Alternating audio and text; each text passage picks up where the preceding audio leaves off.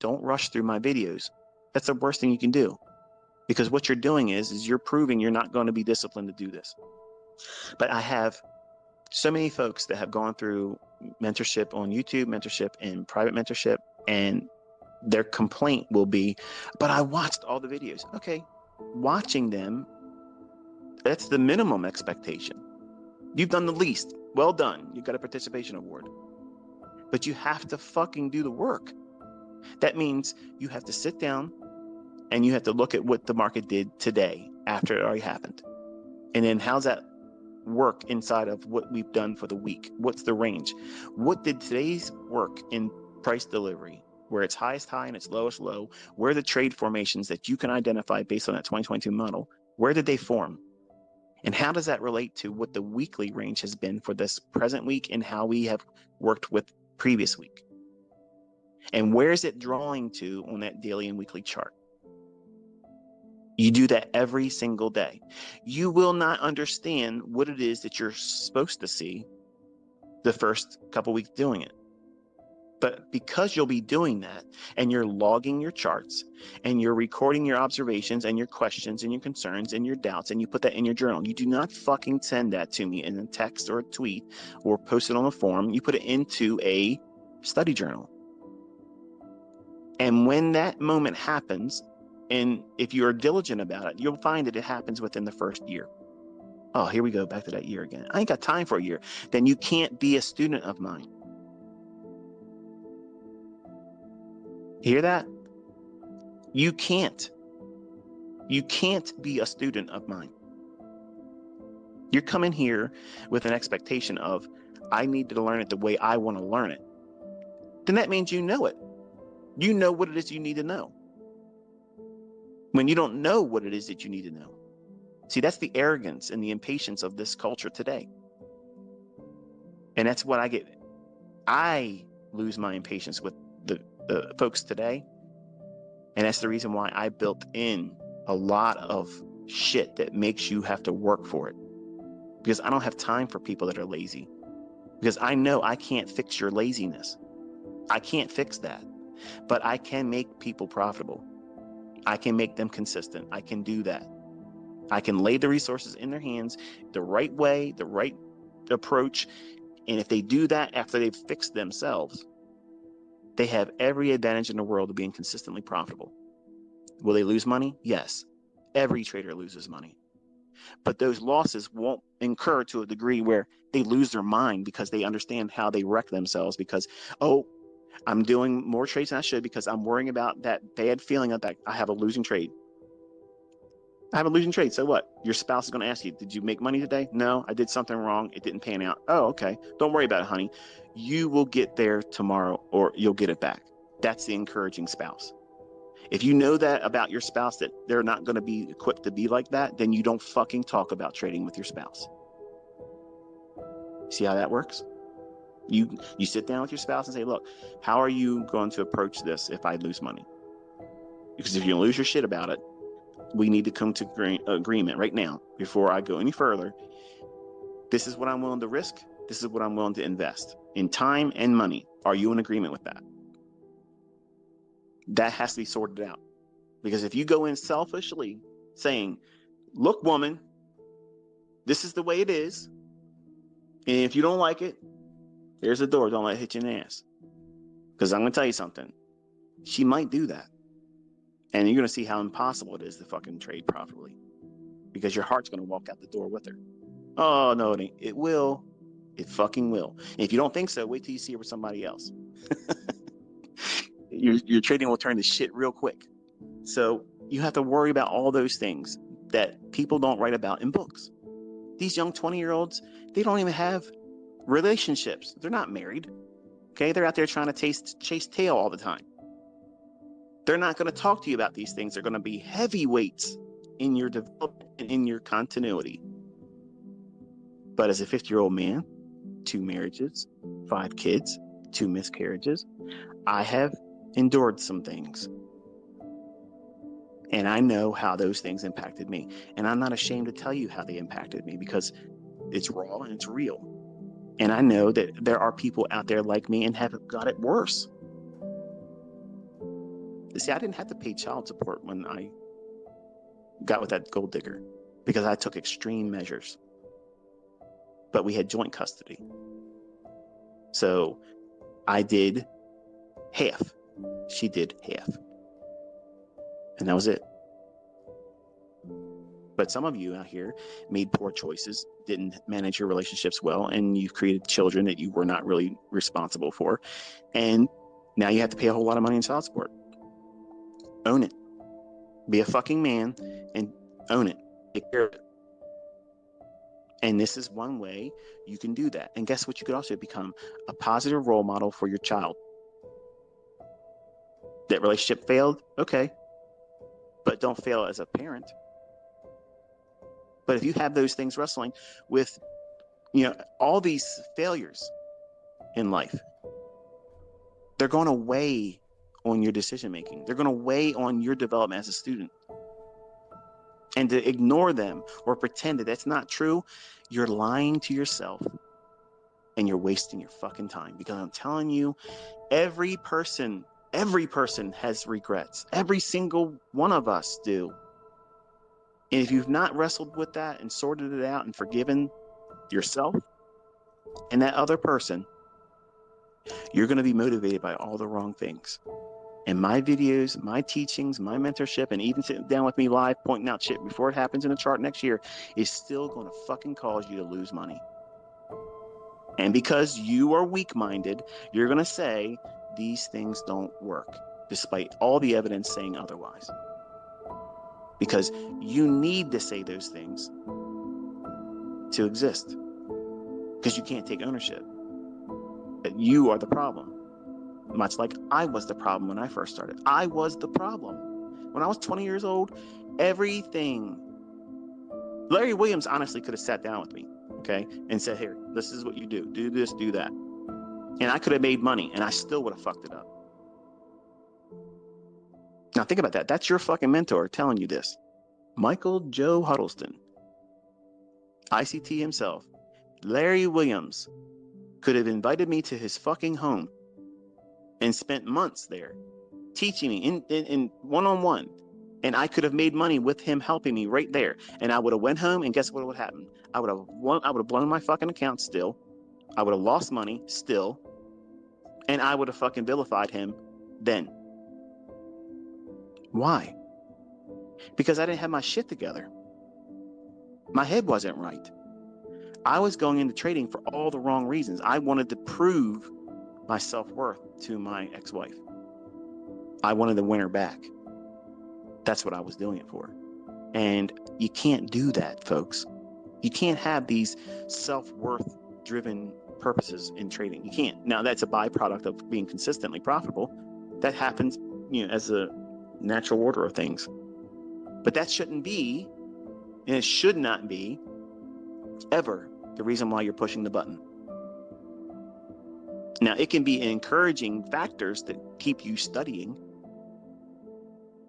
But anytime you ever sit down, take a trade, or push a trade button, whether it be demo, paper, or live, if the last thought you had in your mind was painful, hurtful, or envious, or wanting to prove something to somebody else, I promise you that trade is going to be toxic. It's going to be poison. And you don't get that in books. You don't get that from 20-year-old mentors on YouTube, Instagram. You don't get it from people that haven't really gone through some shit. It doesn't get more real than this. So to study with me properly, that's the shit you got to sort out. It might be something as trivial as, maybe in COVID you gained weight. Maybe that's bothering you. Maybe it's plaguing you. Maybe it's a health disorder that you developed, and it's taking the steam out of you. Maybe it's an injury. It doesn't have to be something on a relationship side of things, but something has, beaten you down to where you feel like your self-worth has been reduced to such a degree that you're now trying to do things to distract you from that. Instead of just saying, you know what? This happened. Just like it happened to me. I was a young man, 18 years old, got married to a 16-year-old girl that I lost my virginity to. I loved her. She looked like Alicia Silverstone, and she was just my heart. And when she left a year and a half after marriage, it fucked me up. Like, it fucked me all up. And that's when I was really trying to be something I couldn't be before I was ready. I wanted to be what you hear me now. Like, I know what I'm doing now. I know what I shouldn't be worrying about. I know what I should focus on. I know what I'm capable of. But I was in a rush to get that in a month. I wanted to be able to make $100,000 a week then. That was impossible for me. But back then, it was going to be possible. Because if I had to move mountains, I'm going to do it. Like every 20-year-old. They think they can, blow harder than the wind. But these things are going to be real issues in your development. And it's not easy. And I don't have fixes for everything. But I do know root causes, and there were root causes in mine. And a lot of folks that talk about psychology and trading and talk about mindset things, they don't really touch on these topics because, again, it forces the audience to take personal inventory in their dark corners in everybody's life. They don't want to revisit these things. They don't want to have to say, you know what, you're right. I'm not as perfect as everybody else thinks I am. They don't know these things about me, and I don't want to make it known. You don't have to make it known publicly, but you have to wrestle with them personally and fix them, because they will creep into your trading, your development, and they will hinder you. And in many cases, in the extreme, they will deny you success. And it's not because the concepts or the method doesn't work. It's because you're trying to do something that's impossible right from Jump Street. And you're being motivated to make decisions financially because you're emotionally charged. You're trying to feel good versus, am I trading the model? Am I controlling and managing my personal risk? Am I following the rules when taking potential profits and getting those profits in partials when it's made available to me? Or am I too worried about being perfect so that way I can brag about it to my friends and coworkers that I made the weekly salary of the highest paid person in your department? These people should not be an influence to you. What they're doing, that's their walk, that's their life, that's their thing. You're here to learn how to make fucking money. That's it. You're not here to look fucking cute. You're not here to be Billy Badass. You're not here for a fucking image. You're here to make money. Dinero. Okay? That's what you're here for. If you're not here to get the scratch, don't come over here. Because the way I do things, it isn't going to be sugar-coated. I'm not going to present this in a well-packaged program where everybody can subscribe to it. I'm really glad that this rant came play. I can't make you feel good all the time. And you develop. Sometimes you need to have a woodshed moment. And most of you, and unfortunately it's the males, most of you are walking around with blinders on. You want here's the technical entries, here's the mumbo jumbo, the fucking lingo ICT talks about, and hey, I'm doing trades like him. But you're not sharing all the other times you're doing it wrong.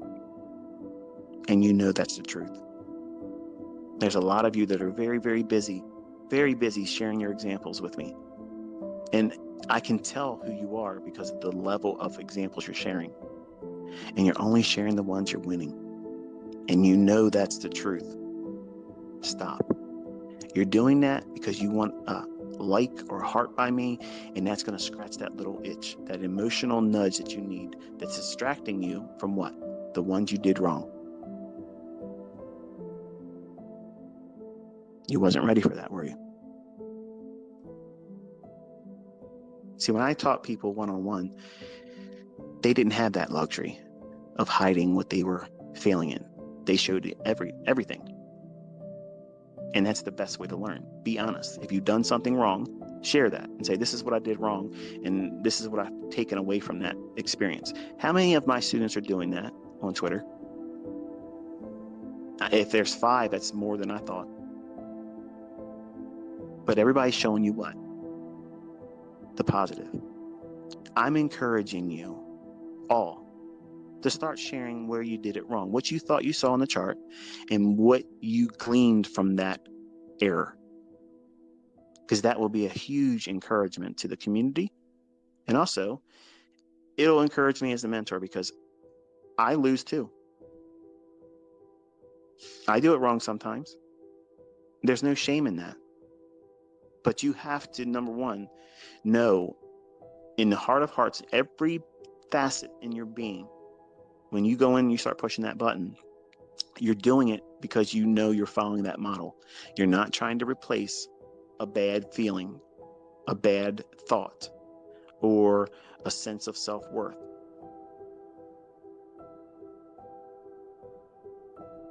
So that's how you should go and study an ICT concept.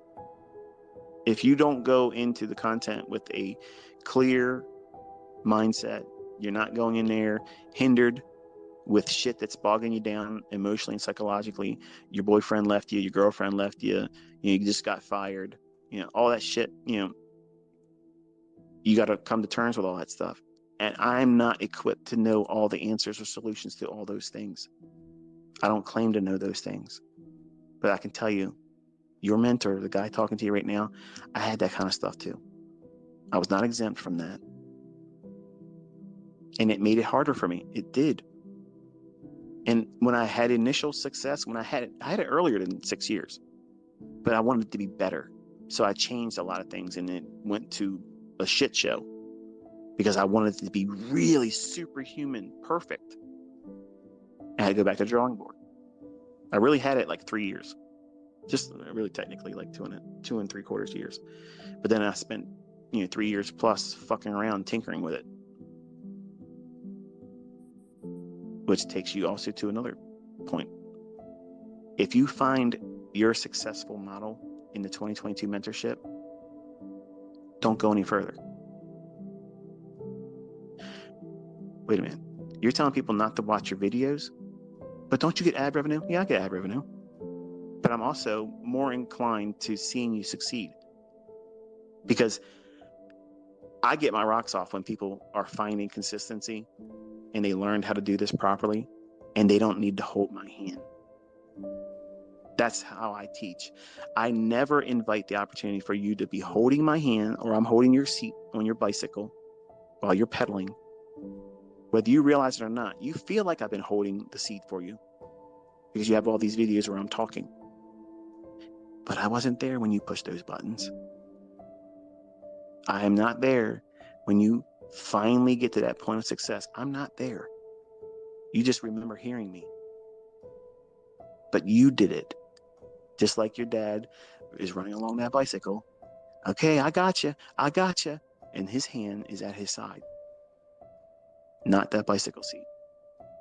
But you feel confident because you're trusting the process.